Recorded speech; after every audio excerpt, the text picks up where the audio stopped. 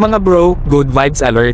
Isang magandang balita ang hatid ng Germany para sa ating Philippine Coast Guard PCG. Matagumpay na natapos ang second phase ng project na support for the Philippine Coast Guard na finance ng German Federal Foreign Office.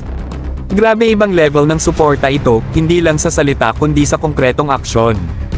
Kasama sa proyektong ito ang handover ng state-of-the-art surveillance drones at iba pang high-tech equipment. Ito ang klase ng tulong na may pangmatagalang epekto para sa maritime security ng Pilipinas. Imagine having drones na kayang magpatrol at magbantay sa ating karagatan ng mas mabilis at mas efficient.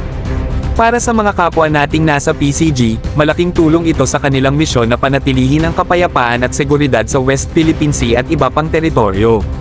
Pero higit pa dyan mga bro, ang mahalaga dito ay ang suporta ng Germany para sa rules-based international order. Sa panahon kung saan maraming nanggugulo sa ating karagatan, napakahalaga ng ganitong klaseng partnership para masigurong sinusunod ng lahat ang tamang batas. Sana all may ganitong kaibigan, di ba? Germany, salamat sa pagiging solid partner ng Pilipinas.